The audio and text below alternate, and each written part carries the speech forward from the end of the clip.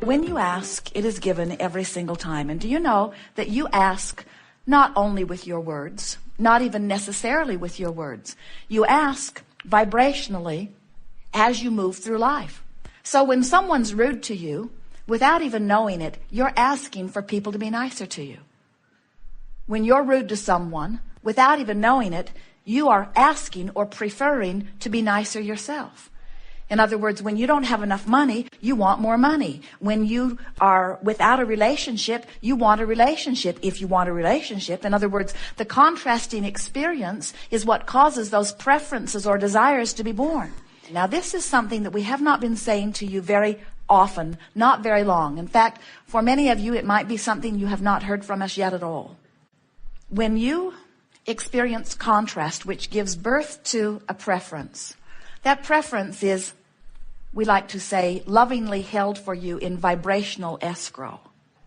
And the reason that is lovingly held for you in vibrational escrow is because in the moment that you give birth to it, the inner being, source energy, God force part of you goes there with it. So now there is a vibrational point of relativity between what you want and what source has come into absolute, utter, instant agreement with, and where you are on the same subject. For example, you're banging around, you go to the mailbox, you get your bills, you don't have enough money to pay your bills. And in that annoying or even frightening moment, you give birth yet to another desire, I want more money. And in the moment that that happens, Source says, agreed, it's done, everything's in place. Vibrational escrow is yours. So now, it's your job to bring yourself into vibrational alignment with this money you're asking for and the vibrational agreement of Source energy. So, Source is over here, confident, knowing, expecting, eager, passionate about the idea of your money coming. We have a party every time you ask for anything. And you're over here doing something.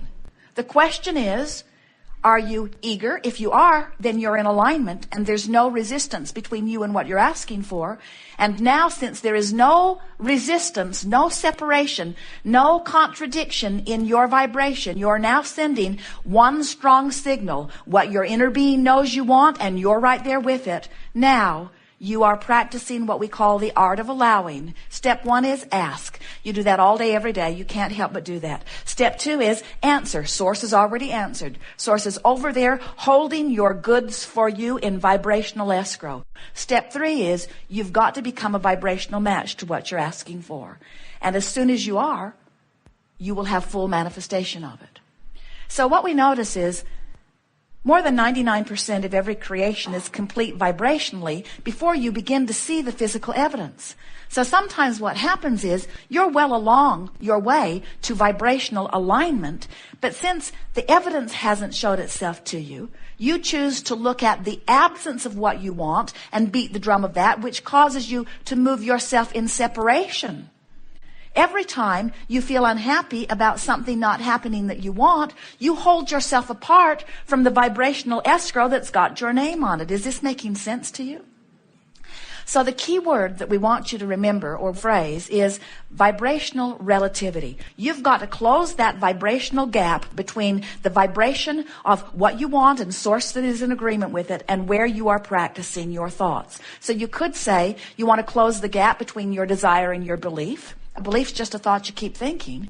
Or you could say you want to close the gap in your vibration, which means you just can't feel bad about something you want and be in the place of letting it in.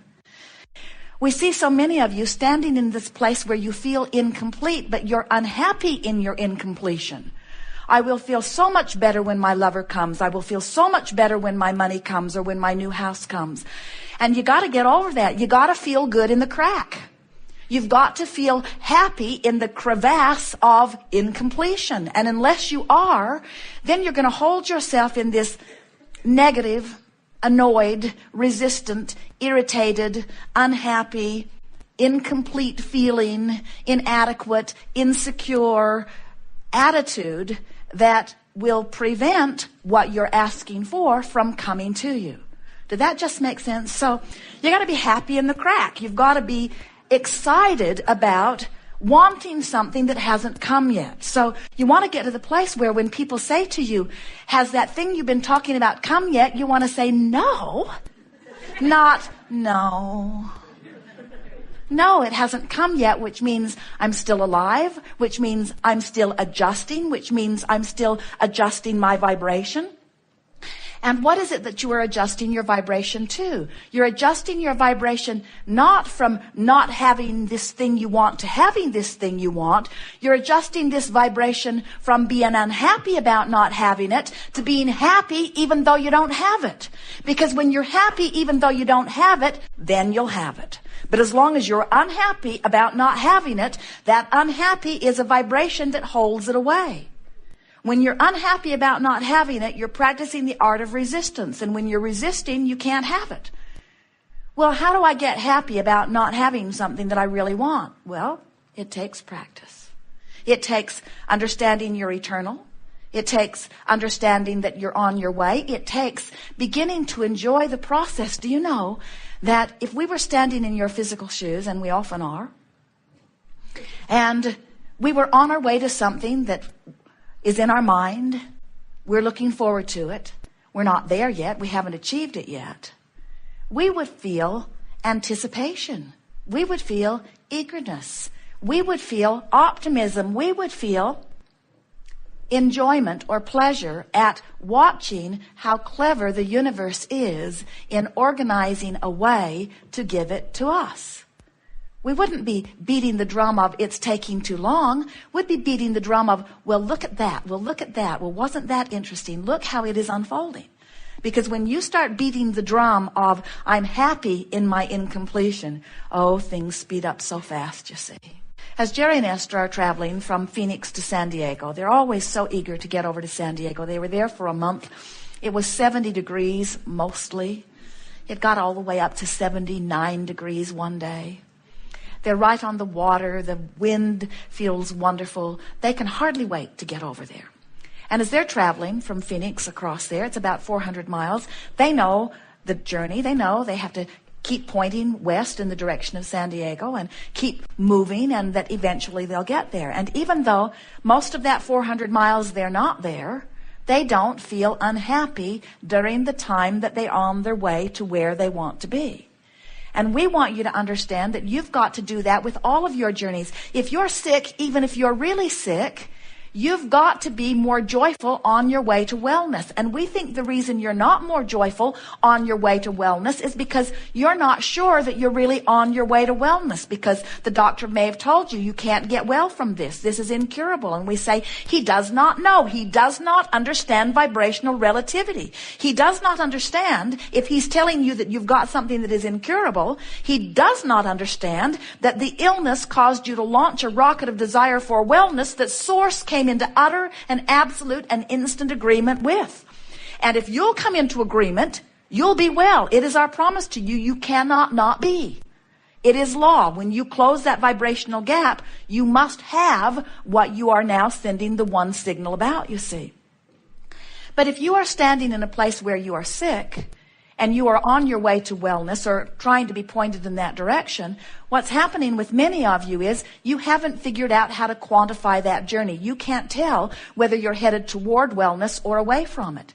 Can you imagine Jerry and Esther getting halfway to San Diego in about Yuma, Arizona, and being so disappointed that they're not yet in San Diego that they get all disoriented and turn around and go back to Phoenix? So they just go Phoenix, Yuma, Phoenix, Yuma, Phoenix, Yuma, Phoenix, Yuma. And then they say, San Diego is incurable. It's an impossible quest. And we say, no, it isn't. Just point in the direction of it and keep going. Don't keep turning around and going in the opposite direction. Well, you say relative to their journey across the desert, that's ridiculous. Of course, they can tell which way to go. There are signposts. They know the way. But sometimes the way from sickness to wellness, or the way from not enough money to enough money, or the way from a rotten relationship to a wonderful relationship, you haven't figured out how to quantify your journey, because you're listening to that one over there and that one over there and that one over there and that one over there. And what we want you to do is leave here today being able to quantify every journey by understanding that when you want something, Source says yes to it and offers a strong signal that when you line up with, you feel good. How hard is that? Source is over here saying, we know what you want. We've been watching you. We've heard everything. And we're offering a signal about what you want. And you can tell by the way you feel when you're on bead with that signal or when you're not, which means when you're happy, on the trail. When you're appreciating, on the trail. When you're joyful, on the trail.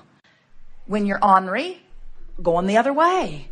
When you're angry, going the other way. When you're afraid, going the other way.